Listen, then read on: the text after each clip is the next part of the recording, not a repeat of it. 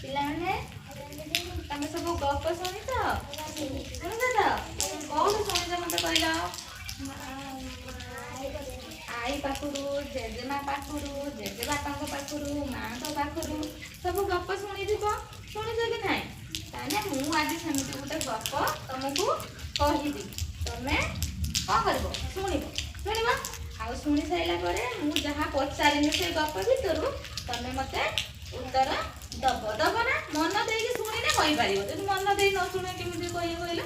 ଶୁଣିବ ତ ମନ ଦେଇକି ଗପଟା ହେଲା। ଶୁଣିବ। ଗପର ନାଁ କ'ଣ? ମାଙ୍କଡ଼ ଆଉ ଟୁପିବାଲା ହେଲା। କ'ଣ ନା? ମାଙ୍କଡ଼ ଆଉ ଟୁପିବାଲା। ଗୋପାଳ ତମେ ଦେଖିଛ ମାଙ୍କଡ଼ ଦେଖିଛ? ମାଙ୍କଡ଼ର କେତେଟା ଆଖି? 2ଟା ଆଖି। ପାଟି କେତେଟା? ଗୋଟେ। କାନ? 2ଟା। ତାହେଲେ ଜାଣିଛ ମାଙ୍କଡ଼ ଦେଖିଛ, ଟୁପି ଦେଖିଛ? ମୁଣ୍ଡ ନାଲି ମୁଣ୍ଡର ଟୁପି ଜାଣିଛ? ତମର ଅଛି? କାଲିକି ନେଇକି ଆସିବ ଖେଳିବା। ଆଣିବ ନା? ହଉ। ତାହେଲେ ଆମେ ଆଜି ଗୋଟେ ଗପ କରିବା। ଗପର ନାଁ କ'ଣ? ମାଙ୍କଡ଼ ଓ ଟୁପିବାଲା ହେଲା। ଗୋଟେ ଗ୍ରାମରେ ଜଣେ ଟୁପିବାଲା ରହୁଥିଲା ହେଲା। ସେ ସବୁବେଳେ ଗାଁକୁ ଗାଁ ଯାଇ ଟୁପି ବିକ୍ରି କରୁଥିଲା। ନେଇକି ଗାଁକୁ ଗାଁ ଯାଇକି ଟୁପି ବିକ୍ରି କରୁଥିଲା ହେଲା। ବିକ୍ରି କରୁଥିଲା। ପ୍ରବଳ ଖରା ଦିନିଆ ବହୁତ ଜୋର ଖରା କରୁଛି ହେଲା। ସେ ଗୋଟେ ଗାଁକୁ ଯାଇଛି ଟୁପି ନେଇକି ବିକ୍ରି କରିବା ପାଇଁ ନେଇକି ଯାଇଛି।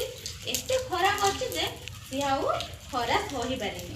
ତ ସେଇଠି ଗୋଟେ ବରଗଛ ଥିଲା। ବରଗଛ ପାଖରେ ଯାଇକି ବସିଲା।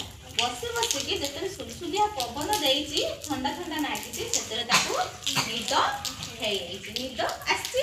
ଯେତେବେଳେ ନିଦ ଆସିଛି ସେ ସେଇଠୁ ଶୋଇ ପଡ଼ିଛି। କିଏ ଶୋଇ ପଡ଼ିଛି? ଟୁପିବାଲା ଗଛ ତଳେ ଶୋଇ ପଡ଼ିଛି।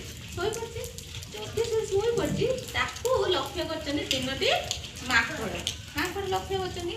ମାଙ୍କଡ଼ ମାନେ କ'ଣ କରୁଛନ୍ତି? ଯେତେବେଳେ ସେ ଶୋଇ ପଡ଼ିଲା ମାଙ୍କଡ଼ ମାନେ ଯାଇକି ତା ଟୁକେଇରୁ କ'ଣ କରୁଛନ୍ତି? ଟୁପି ସବୁ ନେଇକି ନିଜେ ପିନ୍ଧିକି ଖେଳୁଛନ୍ତି।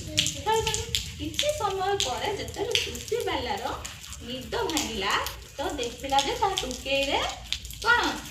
ଟୁପି ଆଉ ନାହିଁ। ଚାରିପିଠି ଅନେଇଲା ବେଳକୁ ଦେଖିଲା ବେଳକୁ ଗଛ ଉପରେ କିଛି ମାଙ୍କଡ଼ ତା ଟୁପି ପିନ୍ଧିକି ବସିଛନ୍ତି। ସେ ଯେତେ ଗୁଡ଼େଇଲା କି ତା ହାଙ୍କିଲା କି ତାଙ୍କୁ ଯେତେ ମାଗିଲା ସେ ମାଙ୍କଡ଼ ଟୁପି ଦେଲେ ନାହିଁ। ତ ସେଇଠୁ ଟୁପିବାଲା କ'ଣ କଲା? ତାକୁ ଗୋଟେ ବୁଦ୍ଧି ପାଞ୍ଚିଲା। କ'ଣ କଲେ ଟୁପି ସେ ପାଇପାରିବ? ତ ସିଏ ଯେଉଁ ଟୁପିଟା ସେ ପିନ୍ଧିଥିଲା, କିଏ ପିନ୍ଧିଥିଲା? ଟୁପିବାଲା ଯେଉଁ ଟୁପିଟା ପିନ୍ଧିଥିଲା ତାକୁ ଏମିତି କାଢ଼ିକି ଫିଙ୍ଗିଦେଲା। ଯଦି ଫିଙ୍ଗିଦେଲା ସେଇଠୁ ମାଙ୍କଡ଼ ମାନେ କ'ଣ କହିଲେ? ସେ ଟୁପିଟା ଫିଙ୍ଗିଦେଲାଣି, ଆମେ ଫିଙ୍ଗିଦେବା କହିକି ସେ ଯେତିକି ସବୁ ମାଙ୍କଡ଼ ଟୁପି ପିନ୍ଧିଲେ ସବୁ ଟୁପି ଖୋଲିକି ଫିଙ୍ଗିଦେଲେ।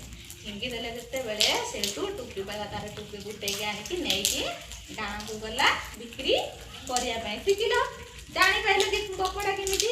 ଜାଣିପାରିଲ କି ନାହିଁ? ବୁଦ୍ଧି ହେଲା? ତାହେଲେ ମୁଁ ଯାହା ପଚାରିମି ତମେ ମତେ ସେଇଆ ଉତ୍ତର ଦବ ହେଲା।